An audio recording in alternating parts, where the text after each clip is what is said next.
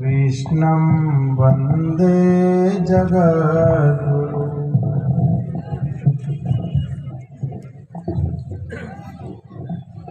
कृष्णं वन्दे जगद्गुरु।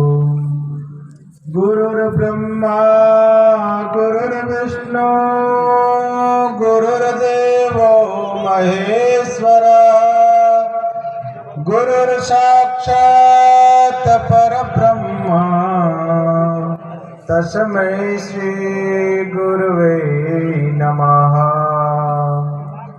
जय जय माता सरस्वती, जय जय गजबदन गणेश, जय जय मैया लक्ष्मी, जय जय भारत देश, जय जय भारत देश।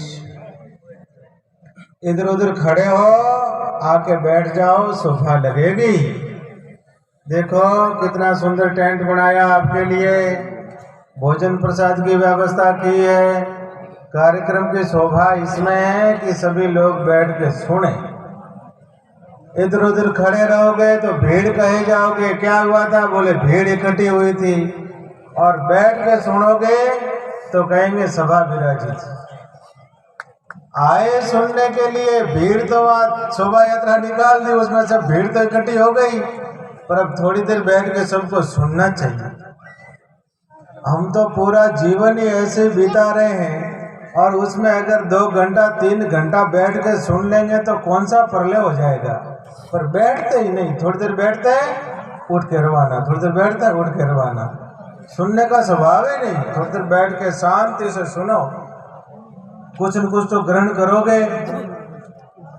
इधर उधर जहाँ तहाँ घूम रहे सब बैठ जाओ, आकर के जहाँ हो वहीं बैठ जाओ, पर शांति से बैठ जाओ। 1 मिनट भगवान का नाम लेते हैं, मैं आगे बोलूंगा, आप सब पीछे बोलना। श्री राम जय राम जय जय राम, श्री राम जय राम जय जय राम, श्री राम जय राम जय जय राम, श्री राम जय राम जय जय राम, श्री राम जय राम जय जय राम, श्री राम जय राम जय जय राम, श्री राम जय राम जय जय राम, श्री राम जय राम जय जय राम, श्री राम जय राम जय जय राम, श्री राम जय राम जय जय राम, श्री राम जय राम जय जय राम, श्री राम जय राम जय जय राम। श्यावर रामचंद्र भगवान की जय हो। भूखा हुआ वो नहीं है? भाई भूख लागे तो जय नहीं बोली जय। अगर भूख नहीं लागोड़ी भाई तो बढ़िया जय बोलता। आड़े पाड़े सिंदरी शहर तक आवाज जाती कि समाज रो कार्यक्रम शुरू हुआ है, सभा चाले रही है, पर आप तो जय हो। ऐसे कैसे काम चलेगा? कृष्ण कन्हैया लाल की जय हो। देवी माता की जय हो, माता की जय हो, भारत माता की जय हो, सत्य सनातन धर्म की जय हो, सत्य सनातन धर्म की जय हो। श्रीपति धाम समाज उत्थान रथ यात्रा सिणद्री छिवाड़ा क्षेत्र के समापन समारोह में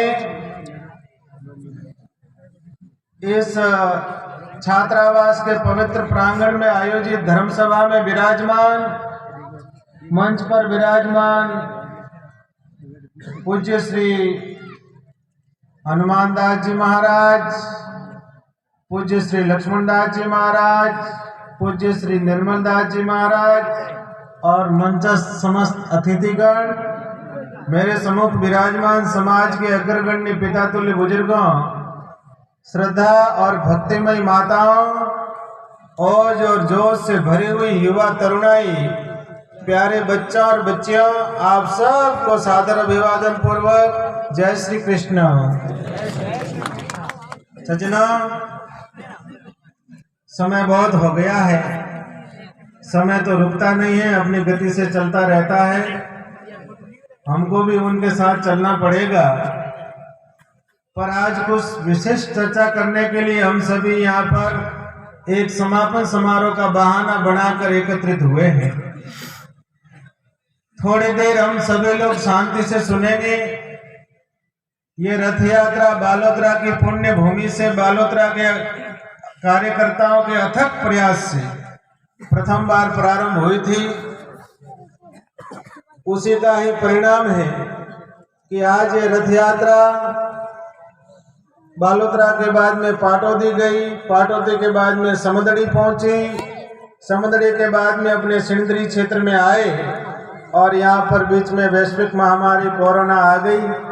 उसके कारण रथ यात्रा को स्थगित करना पड़ा। पुनः इसको 19 दिसंबर को प्रारंभ किया और पूरे अपने समदड़ी सिंदरी सिवाना क्षेत्र में भ्रमण करती हुई आज इसका समापन समारोह रखा है। हम सभी गांवों में आए हैं, पर रथ यात्रा का एक स्वरूप देखा, आप लोगों का उत्साह उमंग भाव देखा। इतने सारे गांवों में गए हैं, चाहे गांव में एक घर हुआ चाहे 5 घर हुए, पर बड़े उत्साह उमंग से उन लोगों ने इसका स्वागत अभिनंदन किया है। और ये दूसरे चरण में तो जिस जिस गांवों में हम गए हैं, पहले में भी कोई कमी नहीं थी, पर दूसरे चरण में तो हो जितना शब्दों में कहा जाए उतना ही कम है। इतना उत्साह, इतना उमंग, इतनी जोश, क्या कहें। उसमें बड़े बुजुर्ग, माताएं, बहनें, छोटे बच्चे, युवा, सभी ने ये पूरा समर्पण पूर्वक सहयोग किया। और आज तो ये शोभा यात्रा में जो आपका जन सैलाब, जो आपका उत्साह उमंग देख के हृदय में बहुत प्रसन्नता हुई। अब तो ये पक्का विश्वास हो गया है कि समाज में खूब अच्छे से जन जागृति आई है, खूब अच्छे से समाज जगा है। और जिस लक्ष्य को लेकर के हम चले हैं, जिस उद्देश्य को लेकर के हम चले हैं, उस उद्देश्य की प्राप्ति निश्चित रूप से हमको होगी, इसमें कोई संदेह नहीं है। सज्जनों, हम मानव हैं, भगवान की कृपा से हमको मनुष्य का शरीर मिला है। मनुष्य का शरीर मिलता है भगवान की कृपा से। जब प्रभु अहेतु की कृपा करते हैं तब मनुष्य बनाते हैं। मनुष्य में भी सनातन हिंदू के घर में जन्म हो, भारत की पुण्य भूमि में जन्म हो, उसमें भी कुमार जैसे पवित्र कुल में हमारा जन्म हो, यह हमारा अहोभाग्य है। सज्जनों, हम मानव हैं, हमारे ऊपर कुछ विशेष जिम्मेदारी है। हम एक सामाजिक प्राणी हैं, हम समाज में रहते हैं। समाज में रहते हैं तो समाज की कुछ जिम्मेदारियां हैं। हम आपसे निवेदन कर रहे हैं कि किसी भी समाज को आगे बढ़ना हो तो उसमें 3 चीजें होनी चाहिए। ध्यान से सुनना। किसी भी समाज को आगे बढ़ना हो, उन्नति के रास्ते पर चलना हो, उन्नति करनी हो, तो 3 चीजें प्रारंभ में चाहिए। सबसे पहले समाज में अनुशासन चाहिए। परिवार में अनुशासन होता है तो परिवार आगे बढ़ता है। जिस परिवार में अनुशासन नहीं होता वो परिवार आगे नहीं बढ़ सकता। सबसे पहले हमको अनुशासन चाहिए, अनुशासन के बाद में व्यवस्था चाहिए और व्यवस्था के बाद में नेतृत्व चाहिए। जिस भी समाज में 3 चीजें सुव्यवस्थित होगी वो समाज आगे बढ़ेगा, नहीं तो हम आगे नहीं बढ़ सकते। सबसे पहले अनुशासन चाहिए। कैसे बैठना है, कैसे उठना है, क्या करना है, क्या नहीं करना है, ये अनुशासन है। अनुशासन के बाद में व्यवस्था चाहिए। कहाँ बैठना है, कहाँ नहीं बैठना है, ये व्यवस्था है। व्यवस्था के बाद में नेतृत्व चाहिए। हमको किसके नेतृत्व में आगे बढ़ना है, किसका नेतृत्व उनको स्वीकार करना है। जब ये बातें समाज में आ जाएगी तो निश्चित रूप से समाज उन्नति करेगा। एक समाज में समाज को कैसे रहना चाहिए, परिवार में परिवार को कैसे रहना चाहिए, उसका एक आप सुंदर सटीक उदाहरण आप देख लो, भगवान शंकर को देख लो। हम लोग भाई भाई साथ में नहीं रहते, भगवान शंकर के परिवार को देखो। भगवान शंकर के गले में सांप है और उनके बेटे के गणेश जी का वाहन क्या है? चूहा। अब चूहा और सांप कैसे साथ में रहते हैं?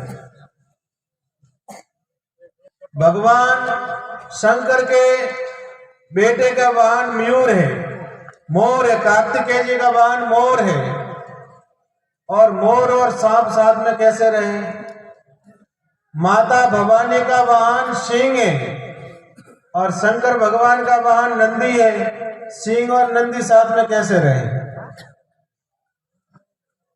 भगवान के साथ में तो अनेक भूत है और भभूति लगाते हैं, वो सब साथ में कैसे रहे? पर उनके ऊपर मजबूत छत्र छाया भगवान शंकर की है, इसलिए एक दूसरे के विरोधी होते हुए भी प्रेम से साथ में रहते हैं। तो हमारे ऊपर भी संतों की मजबूत छाया है। इस छाया में अगर परिवार रहेगा, इस छाया में समाज रहेगा, तो निश्चित रूप से अच्छे से रहेगा। हम तो गांवों में आए हैं, गांव में खूब सारी बातें बताई है, इतनी बातें बताई होगी, इतनी बातें बताई होगी कि उसमें से 10% बातें भी समाज में लागू हो जाए, 10% बातें भी कोई जीवन में उतार ले, अपने परिवार में, कोई अपने व्यक्तिगत जीवन में उतार दे, तो शायद उसको कहीं जाने की जरूरत नहीं पड़ेगी, किसी से सुनने की जरूरत नहीं पड़ेगी।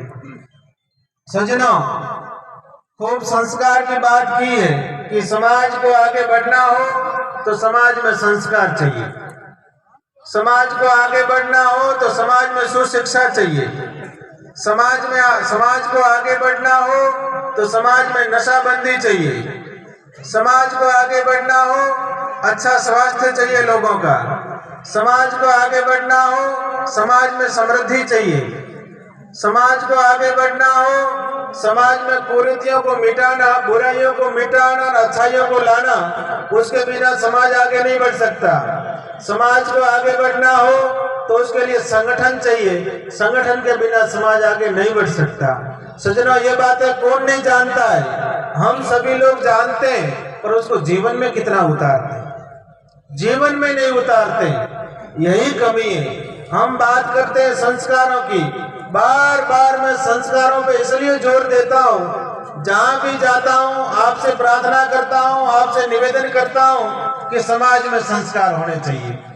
संस्कारवान व्यक्ति होगा तो उनका बोलना, उनका उठना, उनका बैठना, उनका चलना, उनका फिरना, उनका कोई कार्य करना एक प्रकार से अलग ही लगेगा। हम इसलिए बार बार प्रार्थना करते हैं कि संस्कार कहाँ से मिले? संस्कार घर से मिले। जैसा घर में बोला जाएगा, जो घर में व्यवहार होगा, वही तो हम सीखेंगे, और कहाँ से सीखेंगे? इसलिए सबसे पहले बात हम संस्कारों की करते हैं। हम बात करते हैं शिक्षा की, कि शिक्षा होनी चाहिए, पढ़ाई होनी चाहिए, इस समय जरूरी है, पर शिक्षा संस्कारों से युक्त हो। एक व्यक्ति था, उसके पास में एक गधा था। गांव में पंडित जी आए, वो कथा सुना रहे थे। पंडित जी ने कहा कि मैं तो बहुत सारे गधों को भी मनुष्य बनाया हूँ, मैं तो बहुत सारे गधों को भी मनुष्य बनाया हूँ। शिक्षा की बात है कि स्वभाव लोगों का बदलता नहीं है, बहुत कुछ हो जाता है पर स्वभाव नहीं बदलता। स्वभाव कैसे बना रहता है उसका ये सटीक उदाहरण है। पंडित जी कहते हैं कि मैं तो बहुत सारे गधों को मनुष्य बनाया हूँ। वो किसान थे, वो एक दिन अपने गधा को लेके पंडित जी के पास में चले गए। उन्होंने कहा कि अपने मेरे गधा एक बार मनुष्य बन जाएगा, मेरे खेती में आराम से काम करूंगा और आनंद से जीवन जीऊंगा। पंडित जी को जाके कहा कि ये मेरा गधा है, इसको आप मनुष्य बनाओ। पंडित जी बोले कि इसको तो बनाने में 6 महीना लगेगा। अब गधे से कोई मनुष्य बना है? पंडित जी ने कहा 6 महीना लगेगा। किसान था, उसने विश्वास कर लिया और वो लेकर के उनके पास दे करके आ गया। 6 महीने बाद में गया उसने तो गधा को कहीं पंडित जी ने आगे दे दिया। किसान गया तो पंडित जी ने कहा कि वो तो प्रोसेस में है, बन रहा है, अभी थोड़ा बना है, अभी बन रहा है। फिर थोड़े दिनों बाद में गया, बोले थोड़ी कसर रह गई, अभी तो बन रहा है। फिर वो तो किसान थोड़े समय बाद में गया, साल भर हो गया, तब किसान ने झिड़क कर कहा कि मेरा जैसा गधा ऐसा मुझे वापस दे दो, मेरे को मनुष्य नहीं बनाना। तो पंडित जी बोले क्या बात करते हो, वो तो मनुष्य बन गया और कलेक्टर बन गया है मुजफ्फरपुर का, उत्तर प्रदेश में बड़ा जिला है मुजफ्फरपुर, वहां का बोले कलेक्टर बन गया है। वाह, बोले मेरा गधा था और कलेक्टर बन गया। वो गया उनसे मिलने के लिए। अब वो कलेक्टर में गया, वहां जाके कहता है कि मेरा यह गधा था, मनुष्य बना है, उससे मिलने आया और मेरा कलेक्टर बन गया है। अब ऐसी बात करे, लोग भी हंसे उनको, बोले क्या बात करता है, समझता नहीं है, कोई पागल हो गया, ऐसा लगता है। अब ये बात कलेक्टर साहब तक पहुंचाई, कोई आदमी आया है, वो कहता है कि मेरा गधा था, मैंने उसको मनुष्य बनाया और वो कलेक्टर बन गया, अब मुझे मिलता ही नहीं है। कलेक्टर साहब को बुरा लगा कि ऐसा कौन व्यक्ति है जो मुझे ऐसा कह रहा है। तो कलेक्टर साहब बाहर आए, उन्होंने, किसान तो बेचारे सरल होते ही हैं, उन्होंने सरलता से कहा वाह गधा था, कलेक्टर बन गया। कलेक्टर को आ गया गुस्सा, उन्होंने दे लात मारी। किसान बोले मनुष्य तो बन गया पर स्वभाव नहीं गया, कलेक्टर बन गया पर स्वभाव नहीं गया। अब वो गधा तो लात मारता ही था, तो कि कलेक्टर तो बन गया पर स्वभाव नहीं गया। सज्जनों, स्वभाव को बदलना जरूरी है। जब तक हम अपने स्वभाव को नहीं बदलेंगे, जैसे मान लो किसी को बुरा बोलने का स्वभाव है, वो नहीं बदलेगा तो सुधार कैसे होगा। किसी को गाली बोलने का स्वभाव है, वो नहीं बदलेंगे तो कैसे होगा। किसी को किसी का अपमान करने का स्वभाव है, वो नहीं बदलेंगे तो कैसे होगा। हमारा जो स्वभाव है वो स्वभाव बदले। सज्जनों, हम बात करते हैं समाज में नशाबंदी की। आज आप सभी गांवों से पधारे हो, जहां जहां यात्रा हुई है वहां से सब मुखिया लोग विराजे हो। खुशी की बात है कि दूसरे स्थानों से भी सभी पधारे हैं। उससे भी बड़ी खुशी की बात है कि मध्य प्रदेश के धार से भी 5 कार्यकर्ता यहाँ पर पधारे हैं साहब। अब उनके मन में कितना समाज के प्रति जागरण होगा, कितना समाज के प्रति ललक होगी कि वहां पर समाज का एक आयोजन हो रहा है तो मुझे वहां जाना है। तो 5 कार्यकर्ता धार से आए, राजस्थान से तो आवे कौन से 10 कार्यकर्ता आए। कितनी खुशी की बात है। और हम लोग तो यहाँ आसपास से आए, वो 1000 किलोमीटर से चल के आए। सज्जनों, हम बात करते हैं व्यसन मुक्ति की। समाज में नशाबंदी होनी चाहिए, इसके सब लोग पक्ष में हैं। जिन लोगों को नशा करने की आदत है उनसे हमारी प्रार्थना है कि वो दवाई की तरह लो, उसको समाज में महिमा मंडन करके मत लो। नशे से बहुत नुकसान हो रहा है, परिवार के परिवार खत्म हो रहे हैं। नशे में इतना सारा हम रुपया बर्बाद कर देते हैं। मैंने एक दिन सिवाना क्षेत्र का केवल 7 गांवों का हिसाब लगाया, मार साहब थे रणछोड़ जी साथ में, पूछा, मैंने कहा कितने घर है, बोले 7 गांवों में 600 घर। 600 घरों में से कितने लोग नशा करते होंगे, बोले 300 परिवार। 300 परिवार में एक परिवार में रोज का कितना नशा करते होंगे, औसत 1000 रुपये का। कोई ज्यादा करता होगा, कोई कम करता होगा, औसत 1000 रुपये का।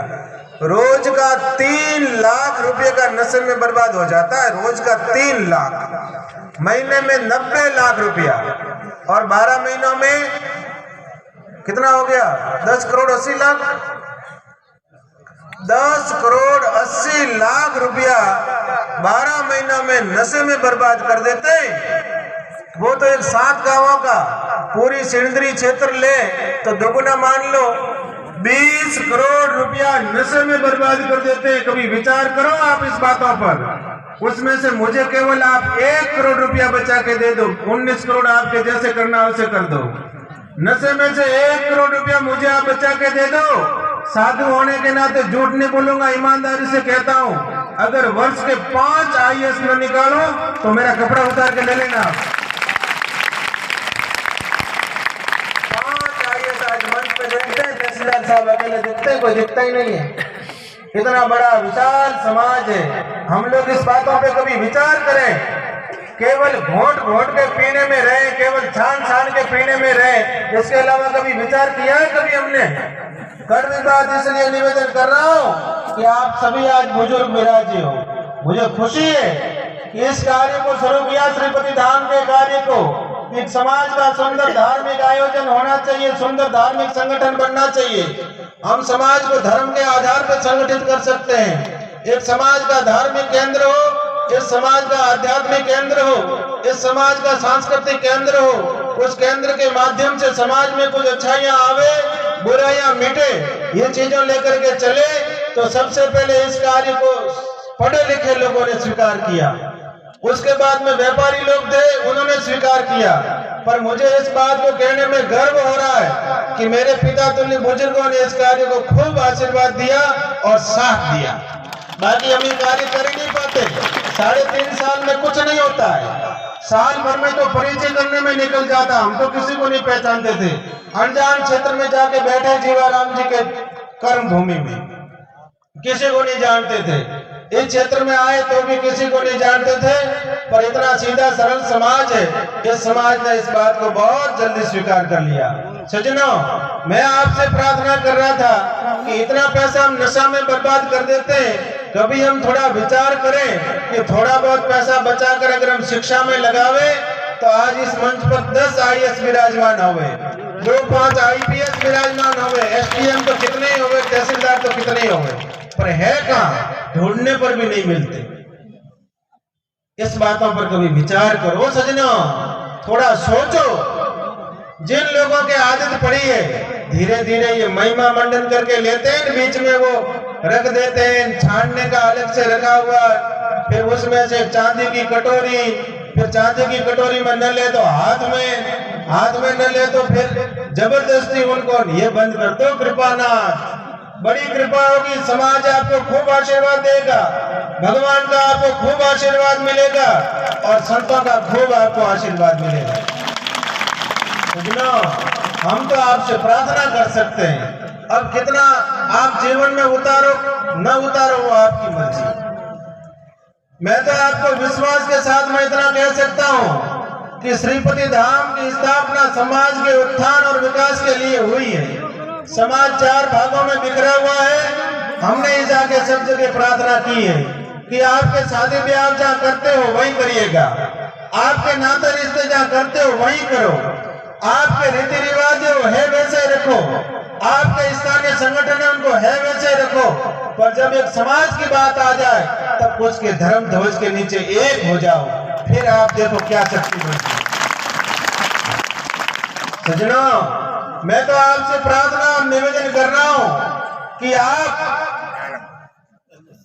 मैं नहीं कह रहा हूं कि मेरे बताए हुए मार्ग पर चलो, पर जो श्रीपति धाम का संदेश है, जो श्रीपति धाम की ओर से आपको दिशा निर्देश दिए जाए, उसमें किसी न किसी को भगवान निमित्त बनाते हैं। उसमें ठाकुर जी ने मुझे निमित्त बनाया है। ये मेरा सौभाग्य है कि समाज का कार्य तो होने वाला ही था। अगर ये शरीर ना आता तो दूसरा कोई होता, पर समाज के कार्य का समय आया था तो कार्य तो होना था।